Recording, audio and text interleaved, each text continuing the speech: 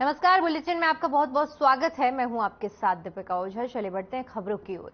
CM Manohar Lal की अध्यक्षता में सोमवार को चंडीगढ़ में उच्चाधिकार प्राप्त क्रय समिति की बैठक हुई, जिसमें मोरनी क्षेत्र में सूक्ष्म सिंचाई की एक बड़ी परियोजना लगाने का निर्णय लिया गया। लगभग 20 करोड़ रुपए की लागत की क्रियान्वित होने वाली इस परियोजना से करीब 1280 एकड़ क्षेत्र को सिंचाई का लाभ होगा। इसके अलावा बैठक में लगभग 87 करोड़ रुपए से अधिक की खरीद औकफ कॉन्ट्रैक्ट को मंजूरी दी गई है। बैठक में सिंचाई, जन स्वास्थ्य अभियांत्रिकी विभाग और मकीडा के कुल 4 एजेंडे रखे गए थे और सभी एजेंडों को मंजूरी दी गई थी। विभिन्न कंपनियों से नेगोशिएशन के बाद दरें तय करके लगभग 1 करोड़ 41 लाख रुपए की बचत की गई। सीएम मनोहर लाल ने कहा कि मोरनी खंड टपारिया, कांडियावाला, कैबवाला और खैरवाली, परवाला और लश्करवाला गांव के लिए सौर ऊर्जा संचालित एकीकृत सूक्ष्म सिंचाई परियोजना के क्रियान्वयन से न केवल सिंचाई की सुविधा मिलेगी, बल्कि इस क्षेत्र में उत्पादन में बढ़ोतरी भी होगी। इस पायलट प्रोजेक्ट के सफल होने के बाद प्रदेश में अन्य संस्थानों पर भी ऐसे प्रोजेक्ट लगाए जाएंगे। बैठक के बाद किया गया एकीकृत सूक्ष्म सिंचाई परियोजना के तहत इन्फ्लेशन गैलरी बनाई जाएगी, जिससे साफ पानी को आगे भेजा जाएगा।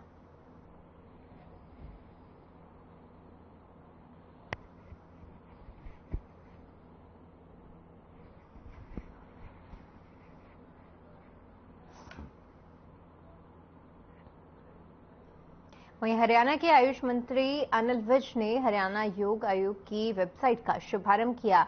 हरियाणा सिविल सचिवालय में इस शुभारंभ का कार्यक्रम रखा गया था। इस अवसर पर उन्होंने कहा कि हरियाणा योग आयोग ने पिछले कुछ वर्षों में योग के क्षेत्र में हरियाणा को अग्रणी स्थान पर खड़ा करने का काम किया है। उन्होंने कहा कि पूरे भारत में हरियाणा एकमात्र ऐसा राज्य है जहां योग को शिक्षा के पाठ्यक्रम में सम्मिलित किया गया है।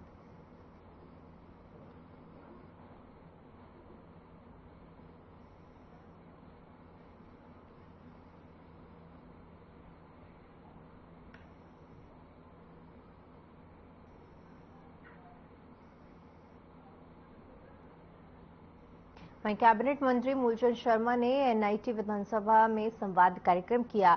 आचार संहिता पर उन्होंने कहा कि मैं पूरे प्रदेश का मंत्री हूं, कहीं भी आ जा सकता हूं और मेरा तो ये जिला है। 37 साल का राजनीतिक जीवन है। साथ ही साथ उन्होंने कहा कि मैं अपनी प्राइवेट गाड़ी से जाऊंगा, सरकारी अमले से नहीं जाऊंगा। मेरा निजी कार्यक्रम है। जब मेरी गाड़ी नहीं है, सरकारी अमला नहीं है, तो जाने में किसी को कोई रोक नहीं सकता।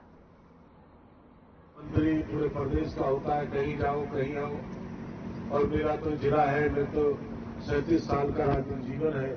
मैं 27 साल में एमएलए बना और 37वां मेरा राजनीतिक ये साल है। और मैं जो मेरे सरकारी कार्यक्रम है, खेड़ी गुजरात में है, लेखपुर में है, पाली में है। और मेरे जो 3 गांव फतेहपुर तला है, धौज सरोई है। यह चुनाव है जिला परिषद के वार्ड नंबर 2 के चुनाव है। मैं अपनी प्राइवेट गाड़ी से जाऊंगा, सरकारी अमले के साथ नहीं जाऊंगा। मेरा अपना निजी कार्यक्रम है, मैं निजी कार्यक्रम के तौर पे जाऊंगा और मेरा कोई सरकारी अमला वहां मिलेगा तो मैं पाली में जाऊंगा। पाली बाहर है, शाम को मेरा 4 बजे कार्यक्रम है, 4:30 बजे, और मेरे अपने कार्यक्रम में मैं जा नहीं सकता क्या।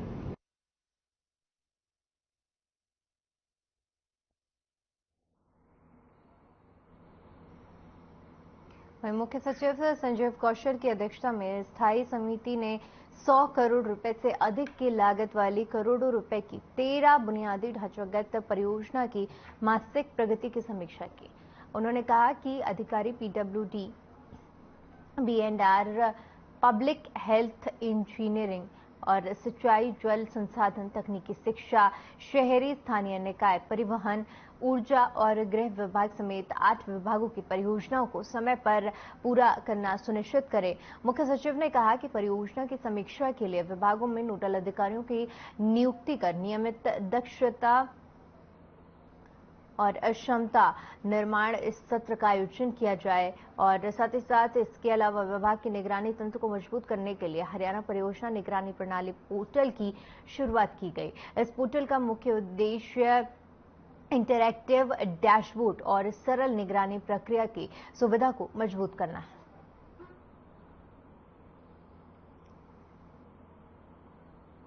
आवास रिक्वायरमेंट, आवास की आवश्यकता है किसी को नाली कहीं पर दिक्कत है, किसी को जमीन की कहीं पर इश्यूज है, शॉर्ट हो गया है, किसी को राशन की इश्यूज है, तो लग सकता है यही सब मोस्टली यही कैटेगरी में रख सकते हैं सारी समस्याओं। कहीं पर रोड के इश्यूज है, छोटी समस्या है लेकिन शायद गाँव के लोग जो है उनके लिए बहुत बड़ी समस्या है, अधिकार होना चाहिए।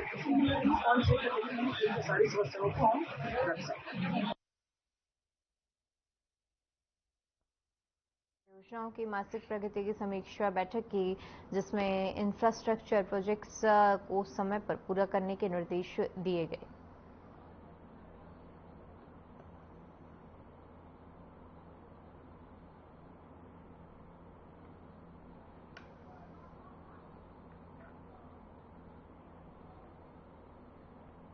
वहीं कुरुक्षेत्र के थानासर हल्का विधायक सुभाष सुधा ने शहर की पानी की निकासी की व्यवस्था का जायजा लेने के लिए मुख्य मार्ग गली मोहल्लों में पहुंचे। बता दें कि उन्होंने 2 घंटे हर मुख्य सड़क और संवेदनशील क्षेत्रों का निरीक्षण किया। साथ ही साथ पानी की निकासी के लिए अधिकारियों को फटकार लगाकर तुरंत निकासी के निर्देश दिए। वहीं उन्होंने स्थानीय निवासियों से बातचीत की और उनकी समस्याओं को सुना।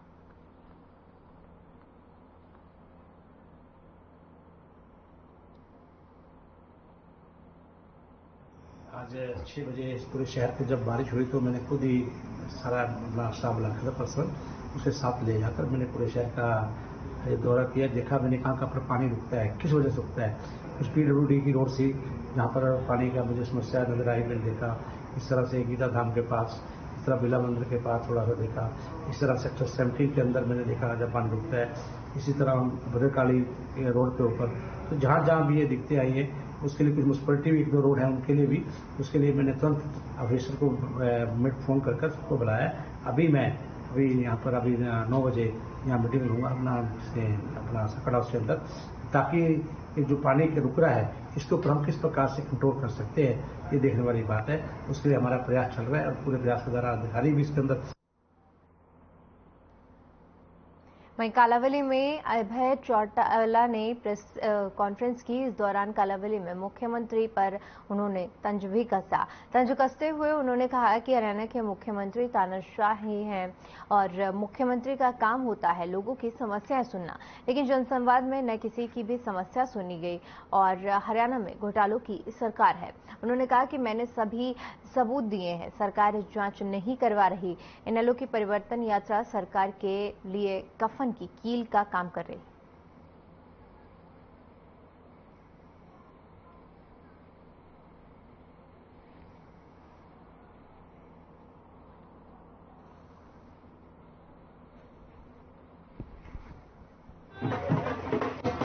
एक तानाशाह है, मुख्यमंत्री तो अगर होगा तो लोगों की बात सुनेगा।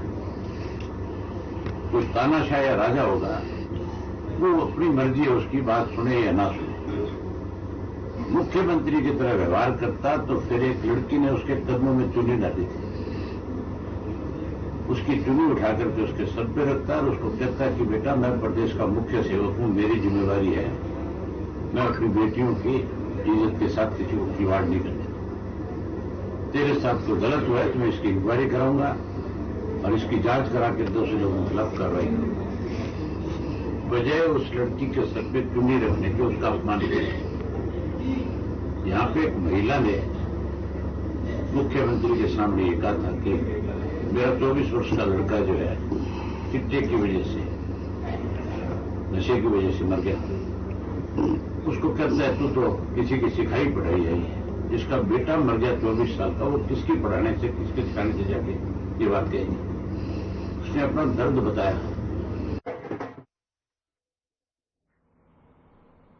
वहीं बीजेपी सरकार के 9 साल पूरे होने के उपलक्ष्य में चलाए जा रहे महासंपर्क अभियान के तहत दादरी नियाज मंडी में गौरवशाली भारत रैली का आयोजन किया गया, जिसमें मुख्य अतिथि बीजेपी के हरियाणा प्रदेश प्रभारी और त्रिपुरा के पूर्व मुख्यमंत्री विप्लव देव ने शिरकत की। रैली में बीजेपी प्रदेश अध्यक्ष ओम प्रकाश धनखड़, कृषि मंत्री जेपी दलाल, जन स्वास्थ्य मंत्री डॉक्टर बनवारी लाल, सहकारिता मंत्री ओम प्रकाश यादव और बीजेपी किसान मोर्चा प्रदेश अध्यक्ष सुखविंदर सिंह और दादरी विधायक सोमवीर सांगवान ने शिरकत की, जिसमें रैली की अध्यक्षता सांसद चौधरी धर्मवीर सिंह ने की। कार्यक्रम में संबोधित करते हुए हरियाणा प्रभारी विप्लव देव ने कहा कि प्रधानमंत्री नरेंद्र मोदी के नेतृत्व में बीजेपी का संगठन मजबूत है। बीजेपी 2024 के लोकसभा चुनाव में प्रदेश की सभी 10 लोकसभा सीटों में भारी बहुमत के साथ जीतेगी और तीसरी बार नरेंद्र मोदी देश के प्रधानमंत्री बनेंगे। तो पार्टी की है, पार्टी टिकट देगी तो मैं लड़ूंगा, नहीं देगी तो नहीं लड़ूंगा। गर्मी के दिन मैं लोकसभा का सांसद हूं और तकरीबन यही होता है कि जो सांसद लड़ना चाहता है उसको आमतौर पर टिकट दे देते हैं। इसलिए मैं भी अपने सभी लग रहे हैं, अपने अपने जो भी मौके के सांसद हैं सारे देश में, वो रैलियां भी सारे प्रोग्राम भी कर रहे हैं, उनमें मैं भी शामिल हूँ। भारतीय जनता पार्टी की सफल रैली हुई, सभी पार्टी के पदाधिकारी सफल आई। ये दूसरी रैली आज हुई है, कल अमित शाह की रैली से शामिल हुई और जबरदस्त कामयाब रैली थी। आज की भी रैली बहुत अच्छी हुई है। कार्यकर्ताओं ने जो परिश्रम किया है और सबको मेरी तरफ से अभिनंदन। कल 20 तारीख को हमारे नितिन गडकरी जी, जो इनका सड़कों के बारे में ऐसा नाम है, अब वो विश्वविख्यात वो सोनीपत में पधार रहे हैं। सोनीपत लोकसभा की रैली होगी। 24 तारीख को पानीपत लोकसभा की रैली होगी, जिसमें अनुराग ठाकुर। 25 तारीख को हमारी 3 रैलियां हैं और इससे मेरा पूरा विश्वास है अगले लोकसभा इलेक्शन में हरियाणा को किस तरफ जा रहे हैं और क्या करने वाले हैं, ये कल अमित भाई शाह जी को हरियाणा की जनता ने शिक्षा से बता दिया है। और आज इस धर्मभूमि में जहां खड़ा हूं, धर्मवीर जी हमारे सांसद हैं, यहाँ के बड़े मात्रा में जो जनता और एक जोश के साथ आए हैं, ये भी प्रमाणित करता है। एक तरफ राजनीतिक भूमि में भी कल सिग्नल दिया हुआ है, आज धर्म की भूमि से भी वही दिशा दिया है जो मोदी जी के नेतृत्व में 10 के 10 लोकसभा का सीट हरियाणा भाजपा को देने वाला है। चलिए फिलहाल के लिए रुकते एक छोटे से ब्रेक के लिए। ब्रेक के बाद देखिए हमारा कार्यक्रम हल्का हलचल।